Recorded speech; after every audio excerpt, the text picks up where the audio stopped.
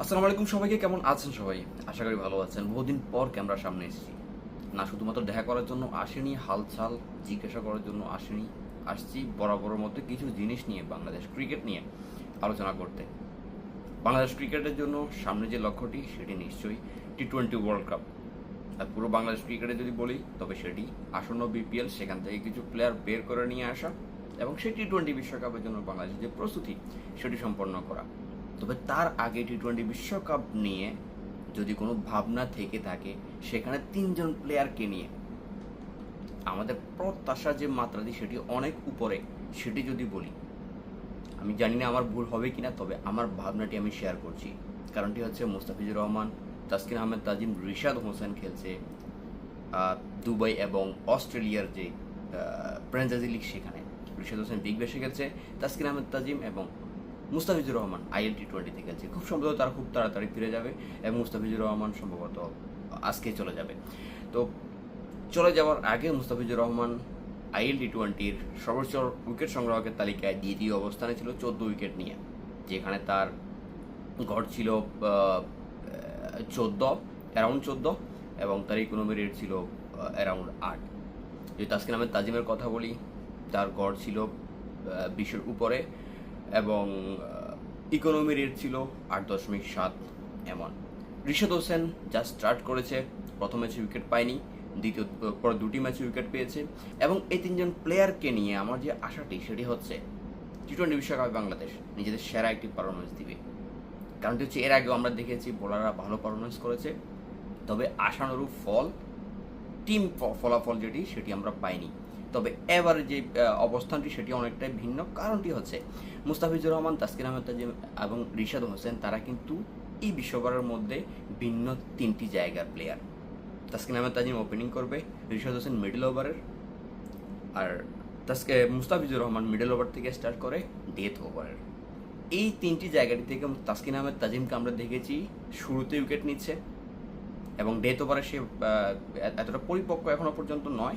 তার উপরে আপাতত প্রেশার চাপিয়ে দেওয়া হবে যদি ডেথ ওভার তাকে বোলিং করা হয়, সেটি গতকালকে প্রমাণ হয়েছে। 3 ওভারে 16 রান দেওয়ার পরে 4 ওভার শেষে তার স্পেলটি ছিল 41 রানের।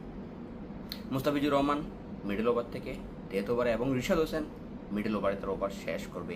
এই জায়গাটি থেকে তিনজন প্লেয়ার যদি একটি দলের বিপক্ষে শুধু দুইজনের কম্বাইন্ড পারফরমেন্স থাকে, যেমন তাসকিন আহমেদ তাজিম একদিন শুরুতেই তাদের টপ অর্ডার ধসিয়ে দিল, মুস্তাফিজুর রহমান একদিন মাঝখানে এসে তাদের মিডল অর্ডার ধসিয়ে দিল এবং রিশাদ হোসেন মাঝখানের থেকেই যদি তারা শুরুতে রান ভালো করে নিয়ে নেয়, রিশাদ হোসেন এসে সেটিকে কন্ট্রোল করলো বা উইকেট নিল, তাসকিন আহমেদ তাজিমের যে জায়গাটি সেটি সে পূরণ করলো।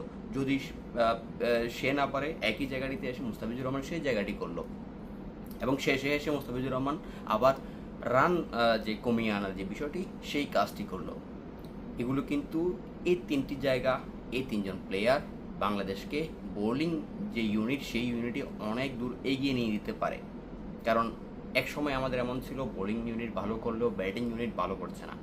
এবারও সেই কনসার্নটি নিশ্চয়ই থাকে, তবে যেহেতু আমাদের বিপিএল আছে, আমাদের প্লেয়াররা অনেকটাই ইনোভেটিভ আমি বলতে পারি।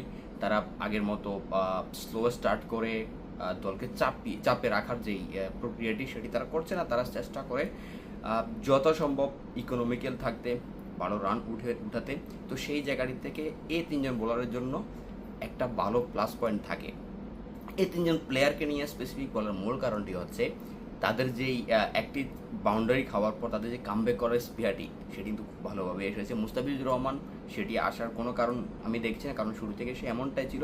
তবে নতুন করে সে অনেকটাই আলোচনার জায়গায় চলে এসেছে, কারণ সে অনেকটাই তার যে আগের ফর্মটি, তাদের ন্যাচারাল যে ফর্মটি সেটিতে সে ফিরে এসেছে এবং বর্তমানে সে একটা প্রাইম টাইমে রয়েছে এবং সেই সময়টি কিন্তু সেই প্রাইম যে পারফরমেন্সটি কিন্তু সেটি কলকাতা নাইট রাইডার নেওয়ার জন্য 9,20,00,000 টাকা তারা ব্যয় করার যে উদ্যোগটি তারা নিয়ে ফেলেছে, কারণ মুস্তাফিজুর রহমান ভালো একটি ফর্মে রয়েছে। তো এটি ছিল আসলে আলোচনার বিষয়। তবে টিম পারফরমেন্স অবশ্যই জরুরি। মুস্তাফিজ, তাসকিন, রিশাদের সাথে শেখ মেহেদী ভালো একটি ইম্প্যাক্ট তৈরি করতে পারে এবং ব্যাটসম্যানদের মধ্য থেকে তানজিদ হাসান তামিম, তাওহিদ হৃদয়, শামীম পাটোয়ারি, পারভেজ হোসেন ইমন, তারা অবশ্যই তরুণ উদীয়মান প্লেয়ার এবং তাদের যে এবিলিটি সেই হিসাবে যদি তারা যদি দেয়, তবে আসন্ন T20 বিশ্বকাপ বাংলাদেশের জন্য মনে রাখার মতো কিছু একটা হবে।